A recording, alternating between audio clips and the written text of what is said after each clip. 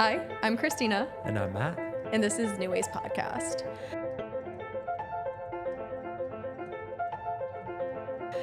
Today, I just want to applaud Matt because things did not go how we expected them to go today at all. It's all right. So he's stepping up to the plate and sharing his own story, which I'm forever grateful for.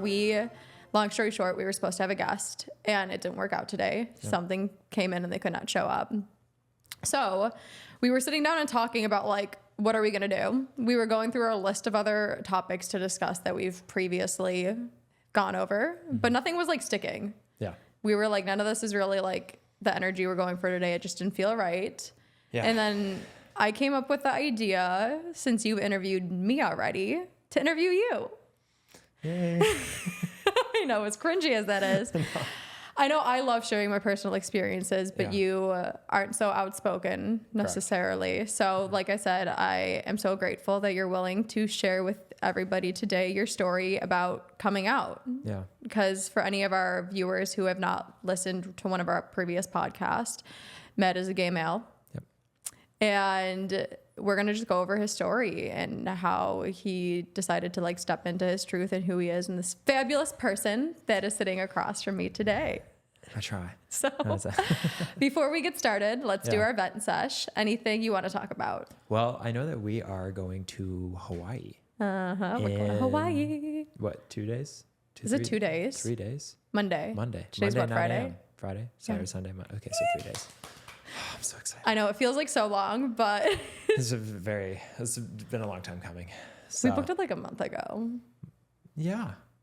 Long time coming. I know, right? But no, Hawaii. What are you most excited for? Honestly, I would say that this is actually my first time back to Hawaii since I was 8 years old. Mm-hmm. So, I mean, for me, this will be kind of the first time really. So I'm really excited to just, go back, and we're going to the island of Kauai, which I'm very excited about.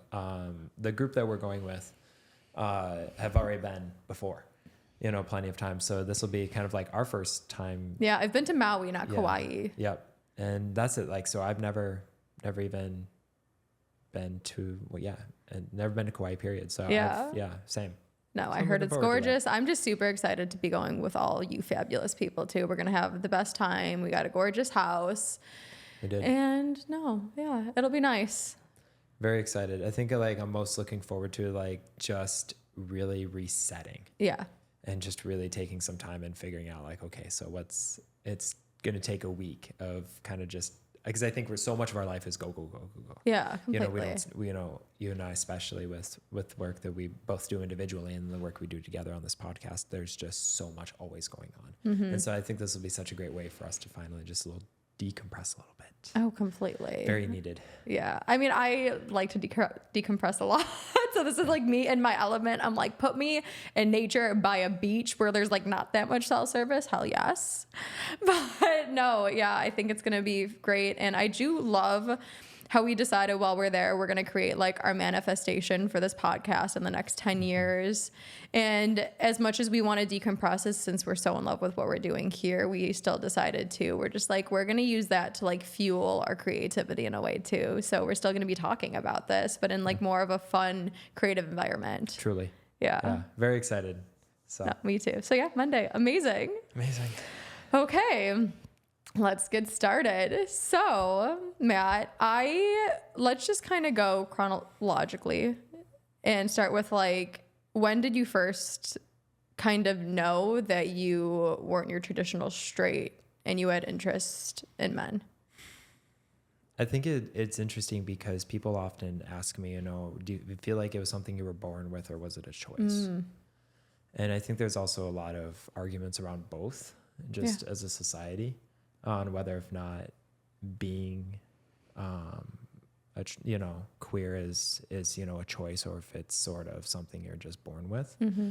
For me, I've sort of discovered through kind of my own sense of self, and also too just, coming into, the world of mental health, I've really discovered that it truly was something I was born with.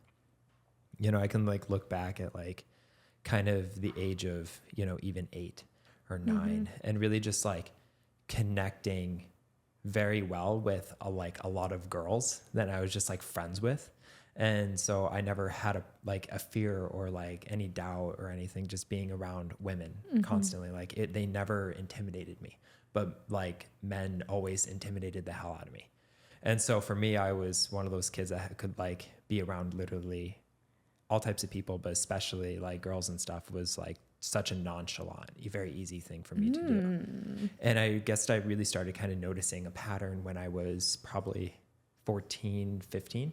Okay. And then really starting to kind of come to terms with that at age 16. And that was tough because I didn't want to be. Okay. At first. I didn't think that that's who I was. And it was something I didn't want to accept at first because I was scared. I was scared of that like backlash. And for kind of preface on the backlash, I have a very loving and incredibly supportive family beyond belief. That being said, when I was 16, and 17 and even 18, I really struggled, I think, because I didn't want to disappoint them. But I also came from conservative parents who had a pretty heavy, I sort of felt like religious background. And, we were trying to go to church as much as possible. I was even a part of, the youth group. And so I always told myself I had to conform. I had to kind of be in this sort of position. I had to be in this certain light. And I think I started reading about a couple stories actually about kids and even teens and young adults and people who were kicked out of their homes for being gay. And I was terrified of that happening to me. Absolutely terrified. Yeah. And, I've now talked to my parents about it and they're like, oh my God, we would never, not in a million years, but at the time, it's just one of those kind of internal monologues that you have. Yeah. You're like, if that happens, what am I going to do? Who am I going to go to? What's going to happen? And so I really kept it to myself. And it was really detrimental on my mental health. Because I kept it in for a really long time. It was long for me. I came out when I was 19. So yeah, I really struggled it with 16, 17, and 18, especially those 3 years were really, really hard on myself. Is it so why do you think it was harder versus like the 14, 15? Is it because potentially when you were younger, you were still like figuring things out, I guess, in a way. And the more that you realized, oh, this is like a permanent thing now, this isn't just like a temporary feeling. Is that why it got more scary? Correct. The idea of self-acceptance in those moments were so difficult. I actually talked about it on Instagram where, I literally sat in front of the mirror at 16 and I looked at myself and I said, I'm gay. And I just remember tears just flowing down my face because it was such a form of radical self-acceptance in myself that I had like chosen to hide for so long. And it really made me such a different person because I chose to keep it inside me. Yeah. It made me very like hateful in a way, which was really sad. Because in a way you're like going against who you are. Exactly. Yeah. You feel like you can't be free to express who you are. Truly. And that's suffocating. It was. And I was trying to not only identify, I was literally trying to create alter egos and like personalities to fit this mold of what maybe my friends wanted or maybe what my parents wanted or maybe what, I would see at church or with my youth group or whatever. But I tried so hard to figure out what that personality was. Yeah. And I really came to a realization when, after coming out and then kind of becoming an adult. Yeah. In a way. So there's so much, and I want to get into your adult stuff too, but just from what you said, there's so much there I kind of want to unpack, especially too, because we come from obviously like different backgrounds as well. And thinking about when I was younger, because like I was raised in the church also, but I don't remember the topic of the queer community being that prevalent in my church too much. Like we just really didn't speak about it too much. It was mostly like you're taught about the Bible, you go to church, like do the right thing, and you learn all those regular lessons. So I'm curious as to, was that something that was actually like mentioned, or was it something that you went looking in religion to see if it was appropriate or not? I went looking. Okay. Because my church said it wasn't. Okay. So I had to go find it elsewhere. I mean, though, in the sense, though, did your church like flat out say during like sermons or like during CCD and stuff like that, like, oh, this is not accepted? Absolutely. Oh, really? Oh yeah, no, you were total. Yeah, I mean, like it's a sin in their eyes. No, I just had to ask because I don't remember even like sexual orientation or anything being brought up too much in any of my like CCD classes or like the church. No, I mean, they definitely, you know, they weren't like sitting there like preaching it in a form of hate, but it's an underlying tone because it isn't, you know, deemed in the Bible said so, you know, even though it's a mistranslation, which is a whole nother thing. Yeah. But I'm not going to get into the politics of that. I think the biggest thing is that when, you know, when I was kind of sort of formulating who I was as a person, I really had to sit there and figure out, like, is the church going to be something that I want a part of my life? Is God going to be something that I want a part of my life? And I recognized at the end of the day that I very much still respect and I still have God in my life to this day. Yeah. It's such a huge, impactful spiritual thing for me. But recognizing that I don't need the church to have a relationship with God.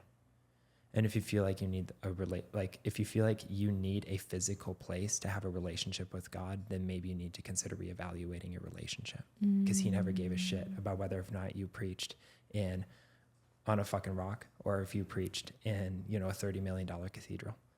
No one cared. Yeah. He doesn't care. He cared about you. And that's the biggest thing that I learned to love and appreciate. And it took me years of sitting down with that and really going through a lot of actually kind of abandonment in a way. So I was going to say, how did you come to like that conclusion? Because I feel like that's obviously like against your traditional things, like what the Bible is saying, what your traditional church will preach in the Sunday sermon. How did you in a way find like your own relationship with God outside of that? Like, how did you get to that realization? Like, oh, like, even though this is what I was taught and this is what my family believes is this traditional way, that there's God everywhere, not just in that sense. Yeah. I'm not an emotional person. This shit probably, this sucks. Take your time. Yeah. Yeah. So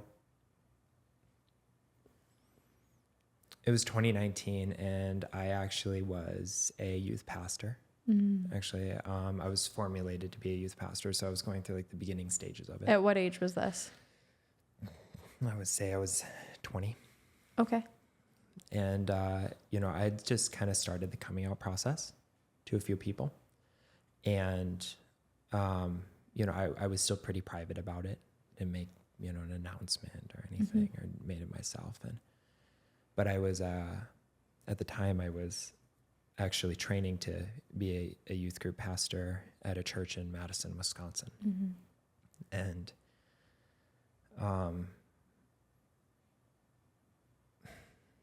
and I ended up actually telling the pastor, one of the pastors there, who's kind of the head of the youth department.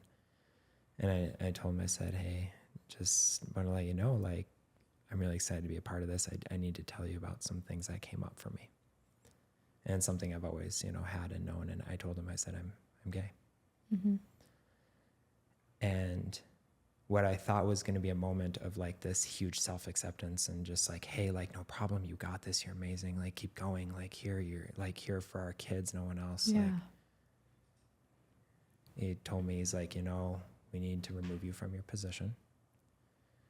We think that you could probably just take like an office job if you still want to be a part of our church. Really? But we don't feel that you are capable of teaching the word of God to kids. And that broke me. Because, I mean, Yeah. Now at 26, I'm a therapist for kids and a huge advocate for LGBTQ people. And all you wanted to do was just help. And I was just like those in need, and share your heart and your soul and your vibrancy with everybody. And somebody's telling you just because of who you are, like, you can't do that. Yeah.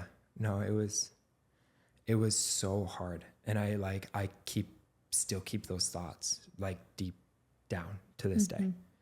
Cause I know they're not true, you know, but it's something that had created such a like a negative core memory in who I was. And, man,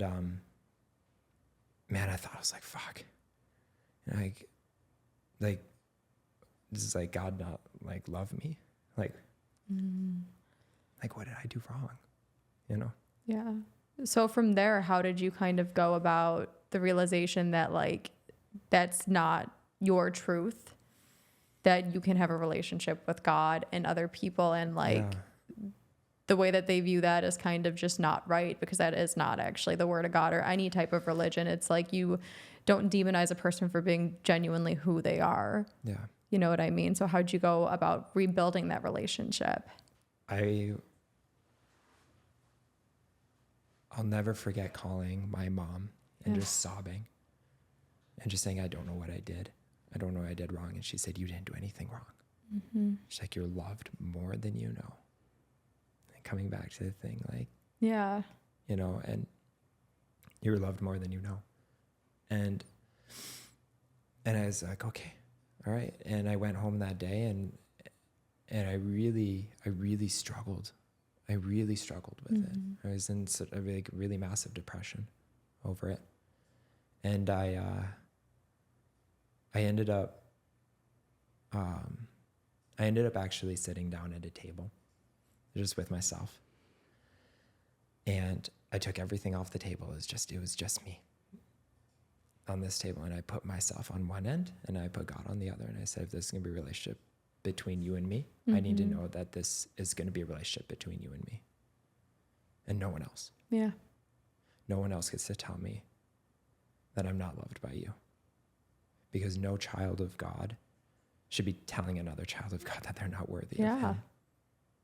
Because who the fuck are you to tell me that?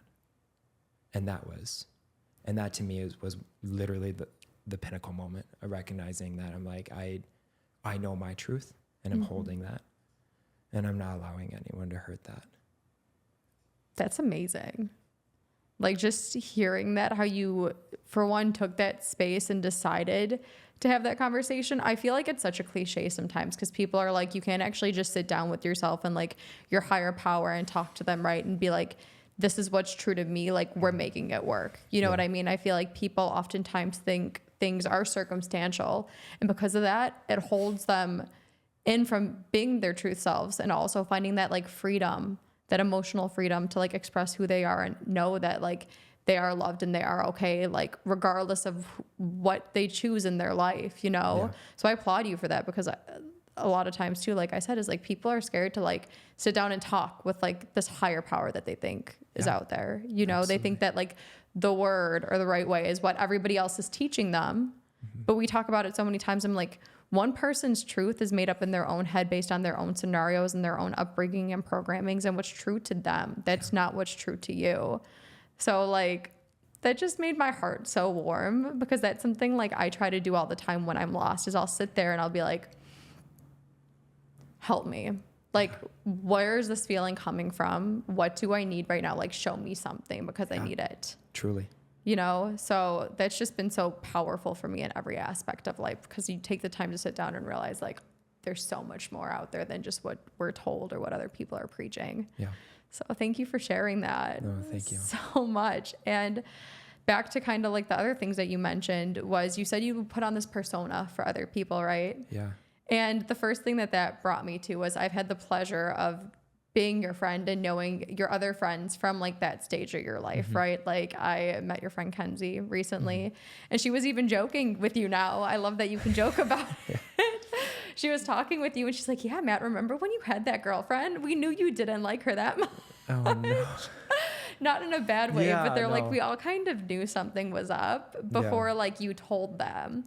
So do you want to kind of elaborate on like that persona and those type of emotions? Yeah. No, I mean, I tried so hard to put on a brave face, in a way. And I had to keep sort of this other persona and this other lie. I had to keep it sort of believable and everything. So I did everything I possibly could to do it, including, attempt like trying to date one of my friends, who I still very much care and appreciate so much to this day. She's an incredible human being. She is so, so smart. And I am like, and now she's an optometrist. Oh, amazing. And yeah, I mean, she's just incredible. Like she's just so insanely intelligent. And I'm so proud of her and the work that she has becoming a person. And when I was, 19, I thought to myself, I was like, it's like, okay, like everything's fine, and I remember even like, I was going to say, did you kind of date her thinking that like, I actually do have these feelings for her. Maybe they can turn into something more? Correct. Absolutely. Yeah. Absolutely. Because she was such a good friend to me. And she was someone I cared about so much when I was in high school and stuff. She even invited me to prom. I was her prom date one year, and it was the first and only time I had been to prom twice, but I had my first like major real prom. Yeah. And I was like, she asked me, and stuff. And it was like such a moment that I was like, man, like, okay, like maybe this could be something, in college. I could try this and see if I can be better. Be better. All the time. Because I thought but define that though, because I know now. Yeah. Saying be better, you're like, that's not technically like you being better. But at the time, did you think that like, dating a woman right now, going into like college, doing all the things that you're supposed to do, that's being better? Yeah. I'm going to try to be better for the persona that everybody wants me to be. Yeah. Because I just could keep lying to myself, and I could keep this quote unquote healthy and happy. So that's not better to me. That's detrimental right there. Oh yeah. Absolutely. But in my head, I was like, oh, this is better. Like, this is good. I'm fine. Everything's fine. And it took me a while to realize, I'm like, this is nothing about this is fine. Yeah. And I had two massive instances that had made me realize that it wasn't fine. And,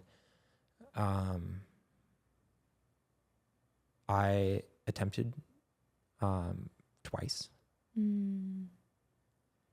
Once when I was 16, because I couldn't live with myself, thinking that this is who I was going to be, thinking I was going to be alone, thinking that no one's going to love and care about me for this. And and then again, when I was 20, and thinking that just because I had sort of self-accepted that it wasn't going to be anything that was okay long-term. And I think that was really hard from that. Let me ask you this, is like, where did those feelings come from? Because you said you grew up in a pretty supportive, like loving family. And I know the church didn't always like have your back. So that's one form or outlet where those feelings were coming up from. Is there any other thing besides the church that made you feel like this is wrong? Like, where else did those feelings stem from? Was it something? I think it was, a lot of it stemmed from, honestly, my family's values at the time. Okay. And I'm very specific about saying at the time. Yeah. Because they're not their current values anymore. My parents are huge donors now to the Trapper Project. Every year. They don't donate to the church. And so I think at the time that they had very specific values, and I didn't think that my self was going to align with my own family. And I didn't think that my life was worth living because of that. Because I thought my family was one of the only things that was like keeping me happy, keeping me alive and well. And it's like, if I didn't have them, then who do I have? Yeah, because you feel like being yourself, you would probably get rejected. So you're like, I have them now, but if I'm actually true to who I am, I might not have them. Correct. And that's insanely isolating and scary. Yeah. Because like, we rely on our family, especially in the young ages, where we're like trying to figure out what's going on. And especially meeting people, even LGBTQ community now who've talked to me about how their parents did isolate them. Yeah. And stuff. And it's scary. Yeah. It's scary not knowing whether or not your family is going to love and appreciate and care about you if you do talk to them. People's thoughts are formed by like their generation in a way, right? So at the time, like your parents might not have even been so conscious of like the type of terminology or like the words or in a way like the hate towards that community they were spreading because it was just so common for their generation. And then they didn't actually have to be conscious of what they were doing until they were presented with who their son is. Yeah. You know, and I feel like that just shows though that like we're so often on autopilot just on basic societal norms that like we just constantly go about our day saying things that like is normal to say, but in reality though it's hurtful to a lot of people. And like, did they, right when you told them, how did they react? You know, it was interesting. I was reading an online article that said if you were scared to tell your parents, tell someone that you can trust, but that can't tell anyone. Okay. So I think I actually remember this now. You told me. Yeah. Did you tell your dentist? I did. Oh my gosh. So if you're ever scared for like my younger people, or even people who are older, if you are worried about coming out and you're not sure who to talk to, you can talk to your doctor, literally, or talk to your therapist, talk to your dentist, because we're all HIPAA compliant. Yeah. I bet that's very smart, actually. That is very smart. We are HIPAA compliant. And so, you know, the thing is, so that was, I tried it with my dentist first. I was like, hey, because I'd known her forever. Yeah. You know, I'd known her probably close to 10 years from Wanakee, Wisconsin. And, you know, and so I ended up telling her, I was like, hey, I'm gay. And she's like, cool. All right. Can you open wide, please? I was like, okay. Open your mouth. I'm about to drill away, but thank you for sharing that. Thank you for sharing. Yeah, she's like, you're gonna be amazing. Like, she just like, I was gonna say, how'd that make you feel? it was incredible because it was the first time ever that I had kind of ripped off the Band-Aid. Yeah. And then while my mom's best friend was in town, she was the second person I told. Okay, so your mom's best friend before your mom. Oh, 100%. Yeah. Ooh. And yeah. I don't even know if my mom knows that. I think she does. Well, Mom. now you know. Princess Roxanne is what we called her, Roxanne Brandenburg, which is such an incredible human. Yeah. And so she really was the first one to be like, you're going to be okay. Yeah. How'd that feel? Have somebody tell you that though after like years, you're like, I'm not going to be okay. I'm not going to, because even to this day too, it helps me a lot of times. Like even when you know things and you didn't even know this at the time, I feel like even when you know that you're able to do things and you're more than like competent and you can do hard things and it's actually going to be accepted by a lot of people. Okay. Just having that permission sometimes. Yeah. And like that, just like verbal affirmation, like it's going to be okay, lifts a huge weight off your shoulders. No, it does. It's massive. And so like her telling me I was going to be okay was like, I'm like, okay, I got this. Okay. And I think maybe about 2 weeks, a couple weeks later, we are actually on a flight to London. Okay. And I ended up telling my mom on that flight because she had to be stuck with me next to me for 8 hours in a giant metal tube in the sky. So you're like, you're not getting away from this conversation. So I told her, and I just remember she started crying, and I was really scared that maybe I had said something bad. Like right away she started crying? I think she got emotional. And I was like, fuck, I knew this was gonna happen. She's not gonna appreciate it. She's not gonna love me anymore. I'm done. And in the head, and she's just like, why didn't you tell me sooner? She's like, I'm so sorry if I felt like you couldn't come to me sooner. And then that's when she asked, how long have you known? And I said,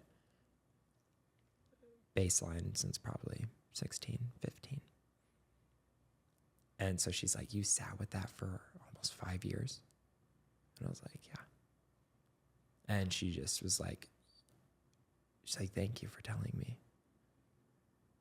And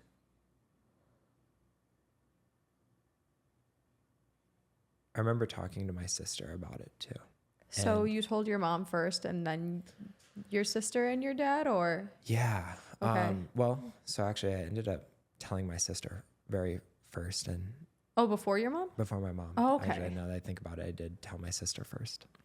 And I kind of wanted to like share the news with her privately and not say anything. And I was like, hey, just FYI, like these are feelings that I'm having. These are feelings I've always had. I need you to know that this is who I am. Move on. Like, I was like, here we go. Yeah. And she was like, it's okay. Like, she's good. Like, and I was like, okay, I'm 2 for 2. You know, I'm like, okay. Yeah. So slowly, can you say you were building up like more confidence? Yes. You're like, yeah, totally. And I can imagine your chest is probably getting heavy, but also light at the same time. It was the biggest mix of emotions ever, because like, because a part of me was like, maybe you're not gay. Like maybe this deep down is just like, it's just a fling or a fluke. Like, who knows? Oh, like, were you worried that you're sharing yeah. all this like huge news and you're like, oh, just a year from now, I'm going to be, no. Yeah. Really? Oh yeah, no, totally. Because you kind of second guess yourself, and then you're wondering. Well, because you've been second guessing yourself all your life for the most part. Yeah. So you kind of go back and you're like, okay, what am I going to do? Like, who am I going to talk to? And yeah. And then you keep second guessing all those things. And then you keep second guessing whether if not any of it's true. And, oh man, but even though you know deep down it is in your heart, you've literally physically told your body to be something different than it is. And so even though in your heart you may feel it one way, you have trained your physical being to be separate. And when those two finally connected for me, that was it. Did they connect pretty much like right after you told your parents, or was it still kind of realization for you, and eventually there was just one day where you're like, yeah, it's all out there? I think for me, it was probably actually about maybe close to 6 months after I came out to both my parents, my family, and everyone, and I just kind of kept it to myself, because at that point, I was really just sort of discovering who I was. Yeah. You know, and that's where that sort of, we talk about that self-acceptance, you know, and love. And I think through that, it took months of healing, years, honestly, even. But I'm in the best place I've ever been now, because I know that my heart and my soul are intertwined, rather than separate. And we talk about that so often too, just in our regular conversations about how like, the body always remembers what's familiar to it, regardless if you know that it's like the right or wrong thing. Yeah. You know what I mean? Like you can have one idea in your head of like, oh, the situation is toxic, it's not actually right. But the body's going to keep like bringing up those emotions because that's just what you've had for so long. Yeah. That's why I'm like, I applaud you so much for coming on and sharing the story right now, is because hopefully we can inspire other people to not push themselves down for so long to the point where it's like they lose who they are, and then their body's now adapted to being something that it's not supposed to be. Yeah. You know, because that's where then you need like years of therapy, and like it just, once you need years of retraining yourself. You said it took 6 months after like releasing it. Yeah. Were you a little confused at first after you said it? You're like, why don't I feel different? Mm-hmm. Did that come in your head? Absolutely. I think like there was the part of me always, you know, knew, right? There's always that feeling that you just know. Yeah. Right? But there is the physical strain that you've put on your body to be something different. Mm-hmm. And I think that is what took time to heal. Yeah. Because the body keeps score. Like once again, you walk the same way. You have to retrain yourself to walk a different way, to move a different way, to be a different way. Yeah. So, but that's like what I kind of mean is like, did you expect after telling your parents potentially for you to be like, feel better about being who you are? Let me ask you that. I totally thought I was going to feel better. Yeah. But you did, or you? Yeah. No, because like I was like, okay, like my family knows, but now I have to try to function in society, you know, and figure out who I am, you know, and I say that with like you know, like obviously everyone's like, well, you can just figure it out. Right. But I think you do, but it takes time, you know, and then plus you're like, okay, so I know I'm gay. I told my family, they've accepted me, or now I have to date someone, or maybe, I don't know, do I? What do I do? What are the dating apps? What do you use? What do you like? Where do you go? I've never kissed a guy. Is that okay? Is that something? Like, yeah. Right. Like I don't know. I didn't know. So it went through these like massive sort of trials in a way of like trying to figure out what was going to work and what didn't. And like, you know, then now my whole world kind of got flipped upside down, because what I thought I would quote unquote interested in girls, right? Yeah. What I was interested in was not what I was interested in guys. Like it could have been personality, it could have been attitude, it could have been age. That was like a big thing. You know what I mean? Like, you know, so it was just like, I was trying to figure all of these things out. And it was so difficult at first, because you're in this constant trial and error of self-acceptance, and like also kind of trying to navigate like a whole different community in a way. Truly, because you don't know really what you want. So you're trying to like try it all. Yeah. While still being like somewhat true to who you are. But you don't know what that truth is anymore. Yeah. I feel like if anything, this is kind of like, and I know it's definitely not, but at the same time, it's kind of like moving to a new town in a different area that you've never lived in before. You're like, it's like what's appropriate to do, what's not appropriate to do, how do people talk here, how do they like, what's the cool things to do, like, you know what's acceptable, what's not, like no, exactly. Like, what do you talk to people about? Like, what do you like when you go on a date with the guy? Do you talk to the same thing that you went on dates? Is it the same type of date? Is it the same time? Yeah. Like, do you talk about the same? Like, these are, and I know obviously we're all human, right? So we all have very, you know, similar conversations at the end of the day. But that being said, like everyone has their own thing. And I think that it takes time to discover what that is. And so now being in a place where I am very confident in myself and who I am as a person, people often ask me these questions. And they say, how do I learn to live my new life now? Can I just say really quick too, you just gave me, and I applaud you once again, because it's like you've done two hard parts in a sense of like puberty. Once when you're like figuring out the regular stuff, and again in your 20s when you decide to like flip the script and be who you are. Cause like, I don't know why I just got a flashback to like middle school when you're like, how do you kiss somebody? Where do we meet up? Like that type of stuff. And I'm like, to do that again, like try to figure out everything, like those emotions, man. It's hard, and no one ever talks about it. It's difficult. Yeah. Yeah. So what were like, how did you go about it? Did you have any types of resources, or like, how did that progress? Yeah. So interesting. A really good question you asked. I immediately found myself a queer identifying therapist. Okay. That was huge. And he's still my therapist to this day. So yeah, I've known him now for 6 years. That's amazing. Yeah. I mean, like he's an amazing person. You know, I'm very lucky and very fortunate to have that, you know, connection, in my life when I need it. And so I think that was a really big first step.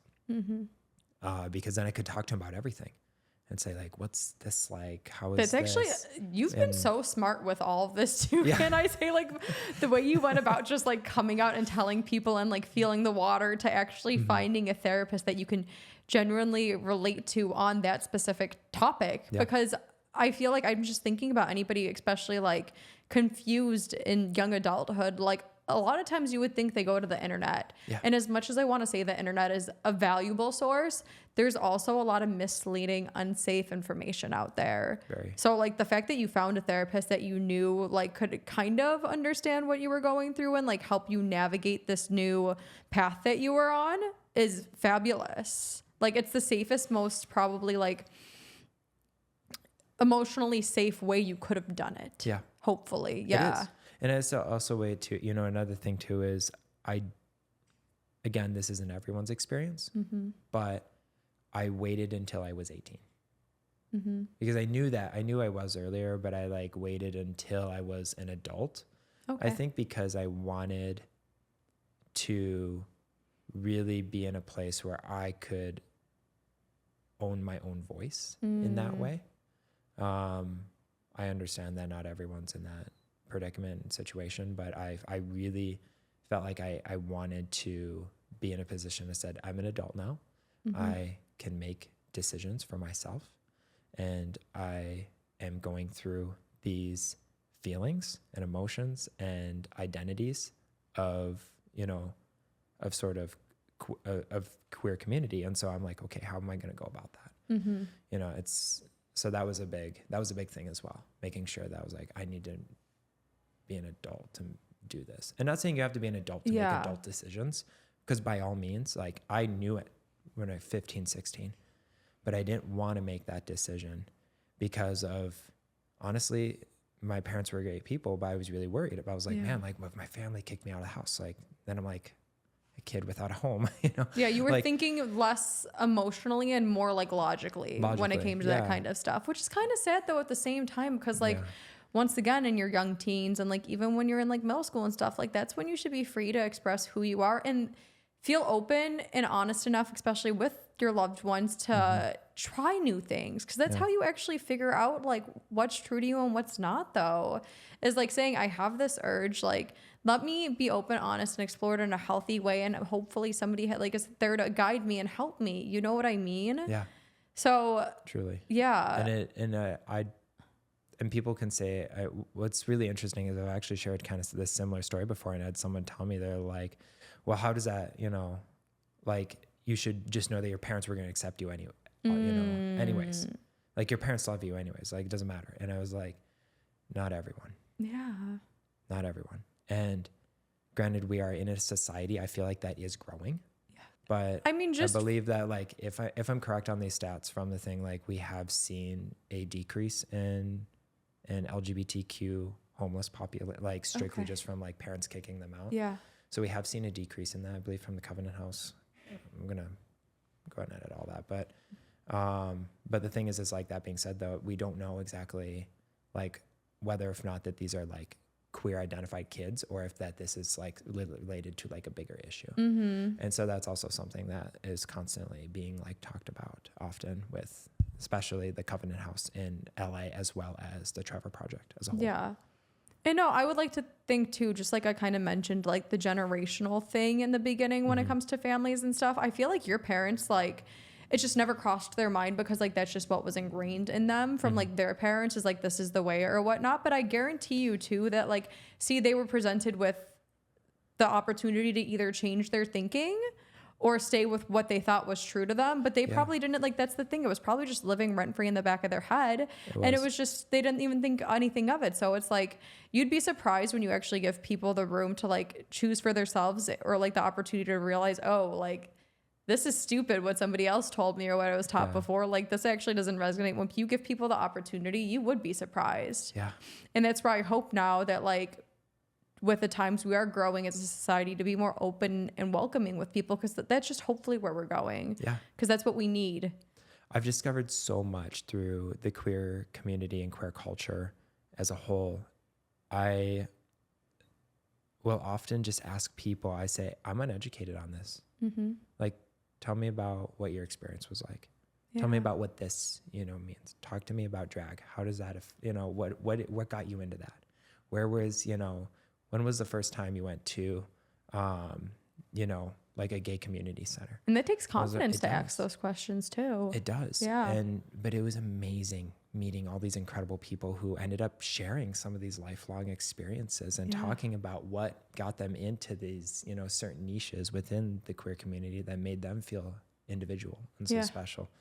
And so because of that, I've worked so hard on quote unquote, like, ignorance as a whole, because I do feel that like growing up very conservative, very religious, it brought a very specific set of values and values that I tried to connect with as much as possible.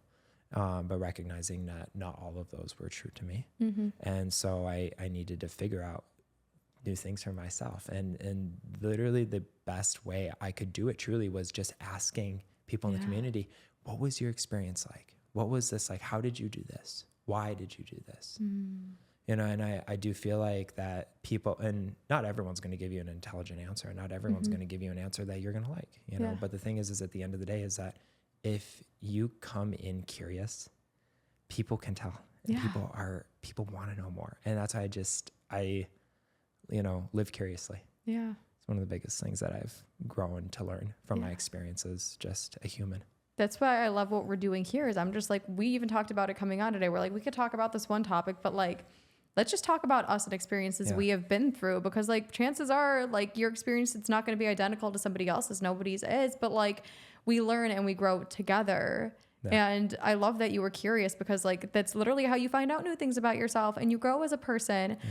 And on that note too, when it comes to like parents and stuff like that, I know you said even too, everyone's like, how'd you ever doubt your parents were going to love and accept you? And I just want to even flat out say too, though, like in this world today, like there's parents who don't love and accept their children. It's just a fact for other reasons, and reasons completely unrelated to the queer community too. Like you could choose the wrong profession, or like even like you decide to get tattoos and your parents can shun you. That's why I'm like, at this point, like you might as well stay true to who you are, because regardless if it's because you're queer or because you decide to like get piercings and tattoos, or you decide to like not take the traditional job, like there's always going to be those people and those family members who probably don't align with you. But then there's a whole other community and world that actually will. Yeah. So like as much as you want your parents and your family to love and accept you, give them the opportunity to.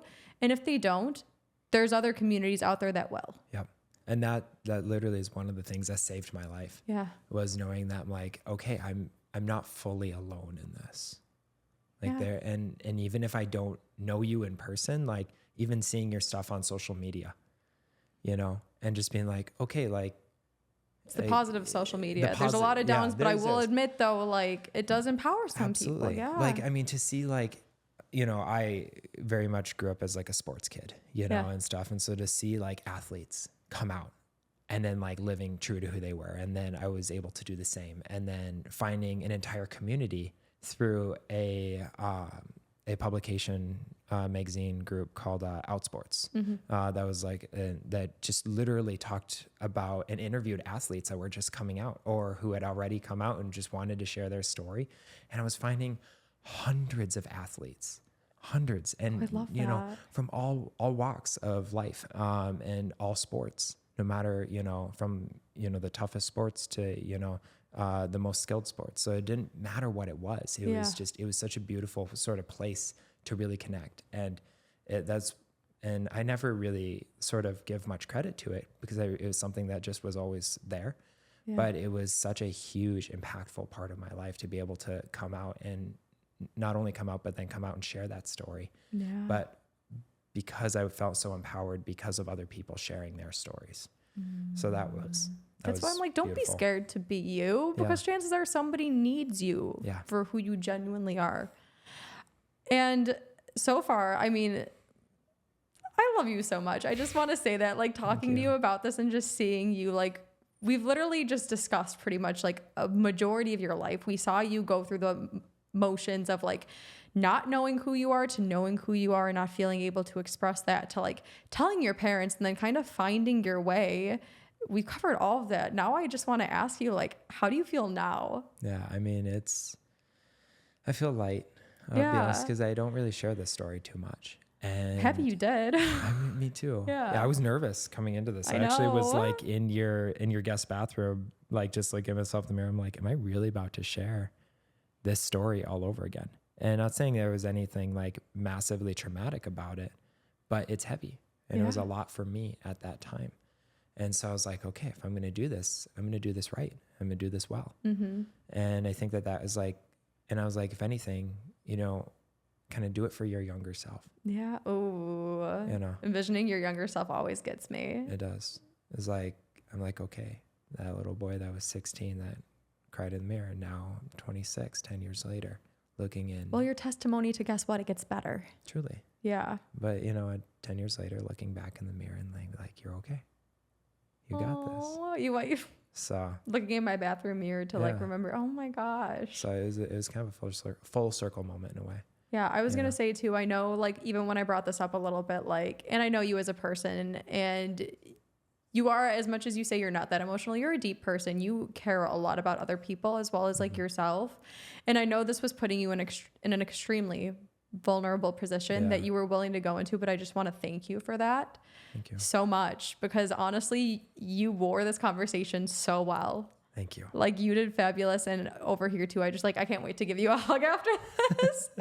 But just to end it, I guess, is there any words of advice or encouragement or like realizations that you want to share? Like, let's go out on that. Yeah. I think the biggest thing at the end of the day is just remember to stay curious. Keep finding who you are. Yeah. You know, always live for yourself. Don't live for anyone else.